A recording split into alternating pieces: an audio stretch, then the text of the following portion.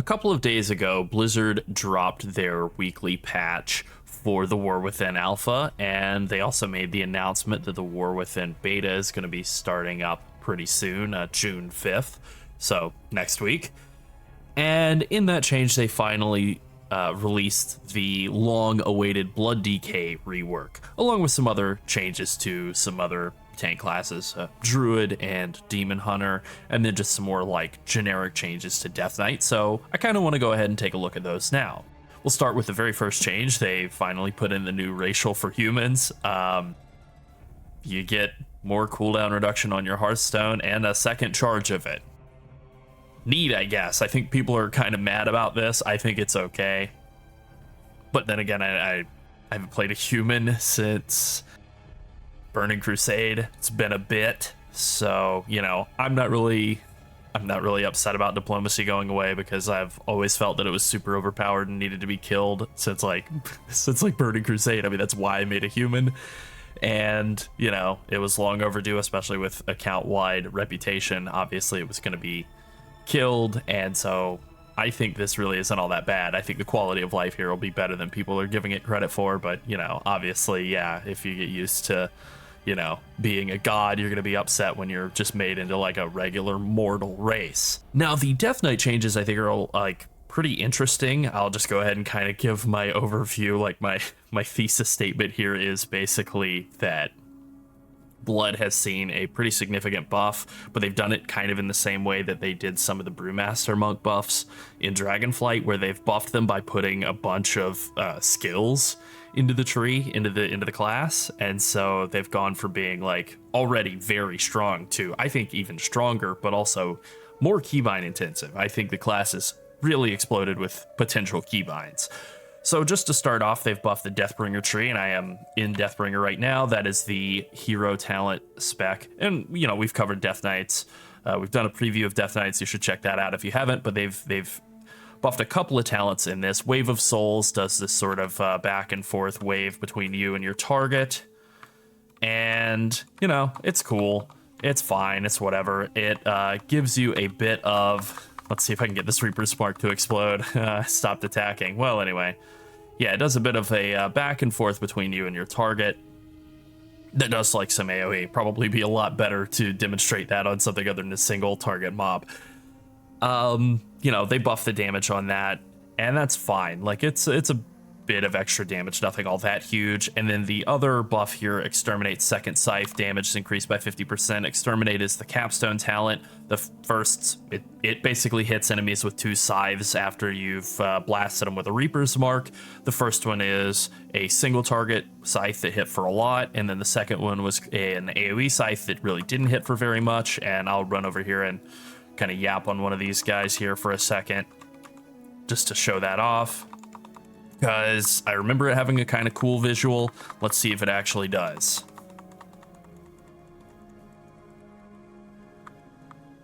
There we go. Yeah. So anyways, you know, that's the 2 scythes, and the second one has been buffed a good bit. So a bit more AoE damage, both between Wave of Souls being buffed and the second scythe for Deathbringer. More AoE damage for a spec that does look really more like a raid spec. So I guess it'll be a little bit more competitive in AoE situations, but it really doesn't seem that significant. Then also for Blood, and, you know, Deathbringer is for Blood and Frost. Sendlane is for Blood and Unholy. Sendlane has seen another change as well, to kind of skip over the Rider of the Apocalypse stuff at the moment. Insight Terror, this talent right here, has been changed.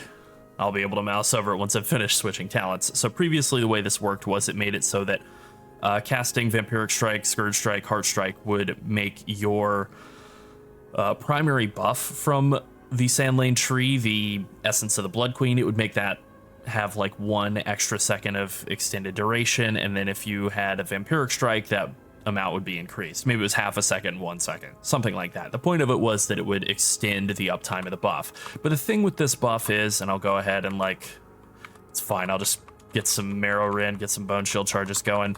As you'll be able to see here, this is the buff that we're stacking. We're stacking it up to 7 times, and then we're going to be able to easily maintain this in between in between Vampiric Blood uptime, regardless of having that at all. Like, we're really going to have no trouble maintaining this between the two Vampiric Blood casts. See, we just got to refresh, so there we go. And that's really the issue, is this whole tree is built around getting these procs of this Vampiric Strike that hits for a bunch of damage. And wow, see, you know, there we go. We're already back to refreshing. So you get these procs of Vampiric Strike that do a lot of damage and give you this incredibly strong stacking buff, and then you're guaranteed to have that all of your hard strikes be converted to that Vampiric Strike during your Vamp Blood. And so having that little bit of duration extension from Incite Terror was actually completely irrelevant. So now it's been changed to be a shadow damage increase, gives you basically a stacking 5% shadow damage bonus, you know, or 1% stacks up to 5 times. So after, you know, 8 seconds or so of combat, 10 seconds of combat, you're going to have that at full stacks, and that's never going to fall off unless you're fighting a boss that, like, you know, does an intermission phase, or you're in Mythic Plus and you're swapping between pulls. I think even more notably, the bottom line here, Vampiric Strike benefiting 300% more from this effect. So if I'm reading that right, quadruple value, so you're getting 20% more damage on your Vampiric Strike. That basically just adds, like, really even more fuel onto the fire of this being this insanely strong build. Probably the strongest hero spec in the entire game, certainly the strongest among tanks, and it just makes it so that your hard strikes are just going to be hitting, like, insanely strong while Vampiric Blood is active, and you're going to have really high uptime on Vampiric Blood because of because of Red Thirst, which was changed along with a lot of other talents in the Blood Tree from being a 2-pointer to a 1-pointer, and then it had its value doubled per point. You know, basically you got all that same value as before, but now at half price. So Sandlane went from, again, I think the strongest hero spec in the game, pretty convincingly, to, I think, getting a pretty significant buff to, like, the main mechanic of the spec. Now, the other spec that was changed was Rider of the Apocalypse, and really all they did was they just made it so that all of the riders that you summon do a lot more damage. And that's a good thing, because as much as I like that tree thematically, it didn't really seem like it did all that much, like, numerically, which is fine, right? Like, that's pretty easy to fix, and that is exactly what they've done here. All right, so now let's take a look at this Blood DK tree, and at the top, you know, it's still Hard Strike, Marrow Rend, Blood Boil, all the essential stuff, Vampiric Blood, all that is still coming in right at the start. This talent here, Bone Collector, is a new talent, and the way it works is when you would grip an enemy, it says pull an enemy, which maybe makes it a little like, you know, oh, so if I enter combat with an enemy, I will generate a Bone Shield charge. That's not the way it's working. Like, I can taunt this training dummy. I didn't get a Bone Shield charge, but I can hit this one with a Heart Strike, no Bone Shield charge. But then watch this, grip. Oh my god, free Bone Shield charge. So this makes it basically so that using A-Bomb Limb is back to generating a bunch of Bone Shield charges.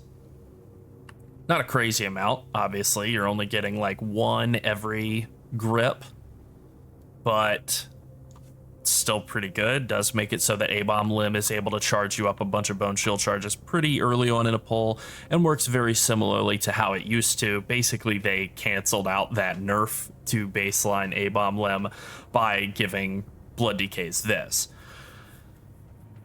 It does make it a little bit easier to get like a Bone Shield charge up at the start of pulls by tapping grip on one of the enemies that you're trying to attack, but, you know, not like a huge amount of Bone Shield economy being added here either. There's also this new talent, Ossified Vitriol, that makes it so that when you lose a Bone Shield charge, the damage of your next Marrow Rend is increased by 15%, and that stacks up to 75%, and that does work with Tombstone. Like, watch this. I now have 5 stacks of Ossified Vitriol, and my next Marrow Rend hits pretty hard. So a good bit more single target for Blood DK. And while Blood DK is really cleaning up right now, and especially throughout like Season 3, where they had a really good raid tier set bonus, and then they have the legendary weapon from raid, obviously they've really been cleaning up on single target as of late. And I do think they're probably pretty good going into the War Within, not really knowing what the numbers look like definitely. I do know that a lot of their damage output right now is tied to temporary power, so I do think that having more stuff in the tree to keep their single target damage, which historically has sucked, to keep it at least competitive, is a good idea. So I think this is a good talent. I think this is a good talent. These are good ideas that have been added in. Nice and passive bonuses, but pretty good. A couple more nice passive bonuses are Heartbreaker and Perseverance of the Ebon Blade. These have both been reduced from 2-point talents to 1-point talents, and they haven't lost any value. I think Perseverance of the Ebon Blade might have been 4 and 8% before, and now it's 6%, but yeah, when you consume Crimson Scourge, you get 6% versatility. Crimson Scourge has also been made baseline. I'm trying to remember here. Something else has been made baseline. Death's Caress is also just a baseline skill now. So that's good. Those are pretty essential. It's good that those have been made baseline skills. You can still come over and take Relish and Blood, but I think it's probably not as good as Perseverance of the Ebon Blade now. 6% verse on a fairly common proc as opposed to getting like a bit of healing and runic power from that same proc. So like, yeah, I think that Perseverance is probably better. Neither of them's really all that like amazing. Reinforced Bones has been reworked a bit, moved to the other side of the tree. As you can see, Gorfine's Grasp is now up here. Reinforced Bones makes it so that you get 2 additional stacks of Bone Shield. In addition to that, 10% increased armor. So we can see here. I'll hit him with one more Marrow Rend in a second. You can see 12 stacks of Bone Shield. And so, you know, that's all right. I guess that stacks with Foul Bulwark. Definitely an option. 10-12% more life. Something you can do. Notably, Rune Tap and Blood Tap have been moved a bit, and Blood Tap now requires you to go through Rune Tap to get. Now, I don't know that you're necessarily going to take both of those. This will kind of build up to a point I'm going to make later. But like, if you are, that is definitely several more keybinds that you're having to add in to handle having both Rune and Blood Tap. Bit expensive, and with the removal of Empower Rune Weapon from the class tree, I do think taking Blood Tap and then thus having to also take Rune Tap is a possibility, so something we'll have to kind of keep an eye out for. Tightening Grasp has gotten a rework as well. It is still 30 seconds of Gorfine's Grasp cooldown reduction, with again Gorfine's being much easier to get now. But it's now a 3-second blanket silence, so it seems like Blizzard's approach here for the sort of proliferation of silences interrupts from Paladin and Demon Hunter, especially with what they've done with Warrior on live servers, with giving them a blanket silence with their AoE taunt now being an AoE interrupt as well on a 75-second cooldown. Seems like they're now pushing for Gorfine's to be a 90-second cooldown AoE blanket silence, and you know, who knows what they're going to do with Druid and Monk next. Maybe they'll leave them to suffer, but it does seem like they're kind of going in the direction of just, you know, instead of really just nerfing Demon Hunter. I mean, not that they haven't. They have, but not rather than just nerfing Demon Hunter and Paladin down to like a level of being balanced with the other tanks, they're just going to buff everything up to be competitive, which is an approach that has been asked for. So I guess there will be some people who are happy about that. Now, there are a couple of talents here that are still not yet implemented, still under construction. We don't know what these are yet, but that's fine. Maybe the most interesting things that have been changed here. Shattering Bone's been changed to a 1-pointer, but it's still the same value as it was as a 2-pointer. The same goes with Red Thirst. Again, now a 1-pointer, but worth 2 seconds of cooldown reduction on Vampiric Blood for every 10 runic power you spend. So just really, really huge increases in power for Shattering Bone and Red Thirst. Really gives you a lot more freedom to play around with talents down at the bottom of the tree. But maybe the most important thing to me, rotationally, is the changes to Bone Storm and Blood Drinker and Consumption. They've taken Blood Drinker and Consumption, which were up here and were basically never, ever, ever, ever used because they were super underpowered, and they've really juiced them up a bunch. So just to look at Blood Drinker, it is now 1 rune, still 30-second cooldown, still same cost.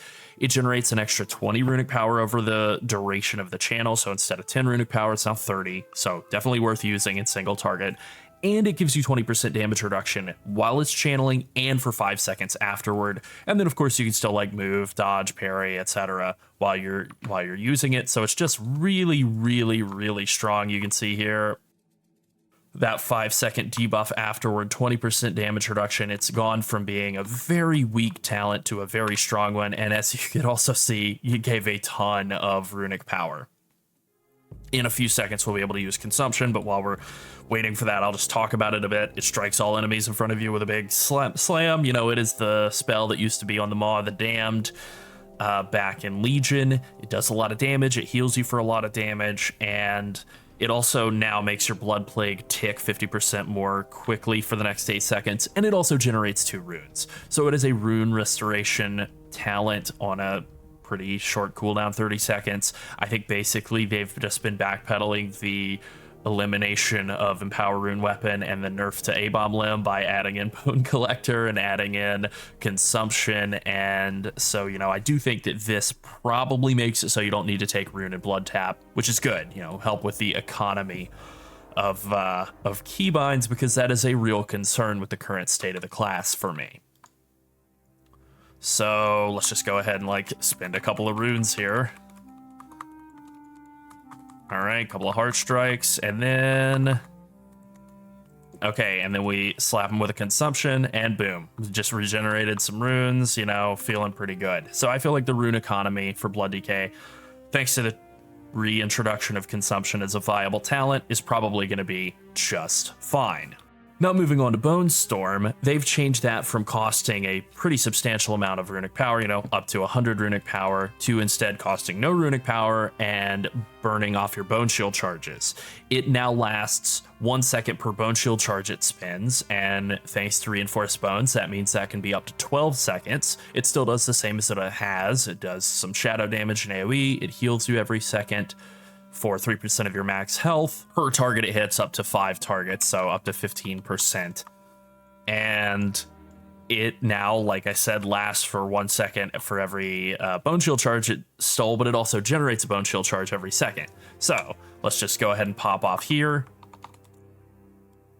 and just watch as it's regenerating these Bone Shield charges. Now there's a bit of a terror moment there where you press Bone Storm and you probably immediately want to follow with a Marrow Rend or a Death Caress just to make sure you're not sitting literally at 0 Bone Shield charges. But obviously, like, if we look at what happened to me, Bone Shield is healing for a lot, and, you know, it's Bone Storm, Bone Storm is healing for a lot. It's Bone Storm, so it's not going to do, like, crazy single target damage, but I do think this is probably going to be like a legitimately good option now because of this change. I think it probably will be pretty decent in Mythic Plus and AoE situations. It is a bit weird that it kind of still has some of the same problems it does in Dragonflight and Shadowlands and BFA, where it you know, it's not stealing death strikes away from you, so that is good. That is like the big advantage that it's offering. So I mean, I think that's why it's a viable talent. But it does mean that if you're just walking into a pull dry, you know, like I'm walking into this pull here, I don't have 12 Bone Shield charges built up to be able to pop it off right at the start. So sort of the same situation as not having 100 runic power right off the bat to pop it off. But, you know, if you're walking into a pull with Dancing Rune Weapon up, you can walk in, hit them with a single Marrow Rend, Bone Storm, and then another Marrow Rend, and you're good to go. And then also, like, with Bone Collector giving you Bone Shield charges every time you Bone Shield, or every time you try to grip something, having Abomination Limb giving you tons of Bone Shield charges, that can also work to kind of kickstart the Bone Storm. So I think this works really well. I think that this set of changes, like Consumption being good and Bone Storm being good, is probably enough to make Blood DK actually pretty good in Mythic Plus and really like fix their biggest frustrating, problematic aspect, which was the starts of pulls. You have a 1 minute cooldown, a 30-second cooldown, and a 2-minute cooldown now that are all really, really good at making the start of pulls a lot less dangerous. Also, this 2-minute cooldown, also Vampiric Blood, which is ostensibly a 90-second cooldown, but really more like a 35-second cooldown. Yeah, I think Blood DK Supremacy is like just a couple of months away, and you know, it's looking pretty good. The only real concern I have here is that Purgatory is no longer accessible from this node here. You have to come through Heartrend to get to Purgatory, and that kind of stinks. But other than that, Blood DK is looking buck wild. They're looking insanely good right now. And yeah, the future looks like death. Now there's maybe one concern that I have here, and that is the Keybind situation. I've kind of already talked about that a bit, but I did cook up a spreadsheet here just to kind of talk about, here are all the cooldowns, utility skills, major skills that you have to keybind on a Blood DK that aren't the rotational things like Marrowrend, Death's Caress, Blood Boil, Death and Decay, Heartstrike, Death Strike, like, you know, all of the extra stuff that either like is a cooldown or is like being added into the core regular rotation now in this expansion.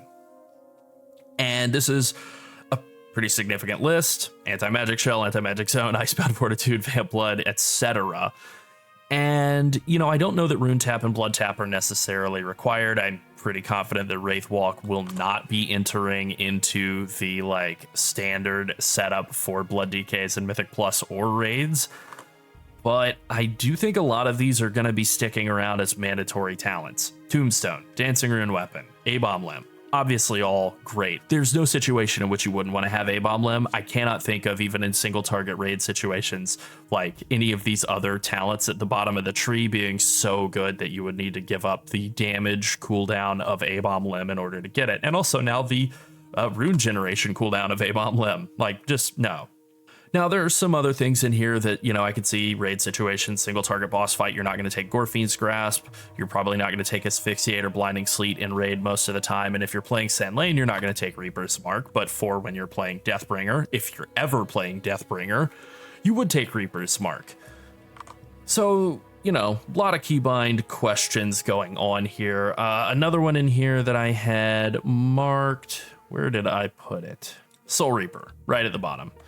Okay, Soul Reaper's another one in here. Kind of have had some discussions about this. I don't really see any situation where you wouldn't take Soul Reaper. Like, obviously, single target raid, guaranteed. But even in Mythic Plus, I think Soul Reaper is a must-have. I think, like, it is such a massive single target damage increase over Heartstrike. All right, so let's go ahead and do a training dummy here for just a second, just to kind of compare the difference between Heartstrike and Soul Reaper. Heartstrike being, you know, physical damage. It generates a little bit more runic power, but as we can see, what is that? 14,755 Heartstrike damage, and then we hit it with a Soul Reaper here, and it is 14,722. So the upfront hit for Soul Reaper and Heartstrike, roughly the same. Close enough for jazz, right? The problem is, of course, that Soul Reaper then has that explosion after the fact, that execute explosion, that deals about 4.5 times more damage than that upfront hit. So in anything other than full-fledged, all-out AoE, you're going to get more damage out of a single Soul Reaper GCD that's able to do that explosion than you are out of a Heartstrike. Now, there's also the runic power to consider, but in single target, I don't really think that's much of a consideration. Soul Reaper's clearly been the better choice since it was buffed in Season 3 of Dragonflight for any sort of single target raid fight, and I think that with it being moved up in the tree, it's going to be a must-have in Mythic Plus as well for dealing with lieutenants, for dealing with bosses. You know, if you're not taking it, you're leaving a lot of damage just on the table. For what? What is it that you're going to get out of the tree that justifies giving up all of that damage from Soul Reaper? Enfeeble? Vestigial Shell? Maybe you could have Blinding Sleet and Asphyxiate together. Like, you can already have Blinding Sleet and Asphyxiate together with Soul Reaper. You know, like, I just don't really think it's justifiable. Suppression. I mean, yeah, Suppression. Terrible, right? There's so many good talents in the tree that are available, like, very high up. And then there's so much junk in the bottom quarter of the tree, bottom third of the tree, that, like, I just think there's no justification to skip Soul Reaper, which means that is a kind of a mandatory keybind. A-Bomb Limb's a mandatory keybind. Lots of other stuff. Icebound Fortitude, Vamp Blood, AMS, AMC. I think for raid, you may get away with not running Bone Storm, but I don't know. It's going to be pretty hard for me to resist the call of Bone Storm in any situation. Maybe single target raid fights, Bone Storm's going to be a no, but you're definitely going to be running either Consumption or Blood Drinker in all situations now, which is great. Like, they do seem really strong, but there's just kind of an explosion of skills coming in here. So I find this a little bit concerning. I think that the class is going to be very strong. I think it's looking a lot stronger than Monk was going into Dragonflight when they were also having a similar explosion of keybind. So people will definitely find a way to make it work. But I do think it is going to be a lot more work to play Blood DK in the coming expansion than it is right now, just based on this continuing explosion of keybinds. There's also these two unknown talents here that could be active or could alter the rotation in some way, or just could be kind of interesting, that I'm very excited to see what they come up with. And yeah, so I think that kind of covers everything I have to say for Blood DK. I think generally speaking, the class looks really good. You may need to grow some more hands, but hey, that's what A-Bomb Limb is for. All right, a fun little bug that's been happening a lot on the alpha is sometimes when you log out, especially in tank specs, you'll log back in, and it can even be like immediate log out to save your keybinds and all, prevent them from getting like bricked by disconnecting or whatever, and then your bars are all just wiped. And that has unfortunately happened with my Demon Hunter, but that's fine. I really just wanted to talk a little bit about the Eldrazi Reaver changes that they have made. And what Blizzard has done here is they've made it so that it takes 40 soul fragments for Vengeance instead of 20 as it was before to proc Reaver's Glaive. I think for Havoc it is 6 instead of it used to be 3. Basically, they have doubled the amount of time, the amount of resource it takes to trigger the main proc of Eldrazi Reaver, which I haven't done a preview of Demon Hunter yet, but I gotta give the like one sentence version of it, which is I think Eldrazi Reaver was very strong, and I really like it a lot as Havoc. I wasn't really that thrilled with it as Vengeance, but Felsguard seemed like the more interesting and more Vengeance of the two, and Eldrazi Reaver was the more Havoc of the two. They haven't done anything with Felsguard, but they have buffed a lot of the proc stuff from Eldrazi Reaver, and that's fine, right? Like, it adds a lot of damage. It's funny that for Blood DK and Frost DK, they have Reaper's Mark as one of their main skills, and then in this they have Reaver's Mark as a debuff in here somewhere. Yeah, Fracture. When you get Reaver's Glaive, Fracture will apply Reaver's Mark. So there's Reaper's Mark and Reaver's Mark, and I'm sure they'll figure out Ripper's Mark will probably be a rogue hero talent before we turn around. So anyways, this is sort of a big damage buff that you're able to apply for a very long period of time, and that is really why they were able to, like, I guess, justify making the procs be a lot more spread out. Is that Fracture debuff, that Reaver's Mark debuff now lasts for 20 seconds, so you get a really long period of time in which you're applying that debuff, and it's like a pretty sustained damage increase, so you're able to get a pretty large burst damage window in there. Again, I think that really makes a lot more sense for Havoc than for Vengeance, but pretty decent still. I still think Vengeance is in good shape. Then Druid actually got some pretty substantial changes, nothing to bear thus far, nothing really to Vengeance. There haven't really been many other tank spec changes. It's all been hero talents that have really been kind of moved around. And Druid's Druid of the Claw Druid tree, which is just so wonderfully named, that did actually get some pretty substantial buffs, and I think it needed them. I really did not like it. I came into the alpha thinking it was going to be one of my favorite specs, like it definitely was on paper, and then I played around with it and I was very underwhelmed.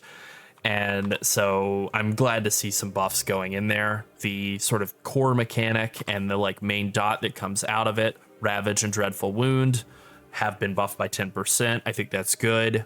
The way that this tree works, just to give the very brief overview, is your auto attacks will make your Maul turn into a Ravage. For Feral, it's your Ferocious Bite will turn into a Ravage, and then the Ravage does like a big AoE slash.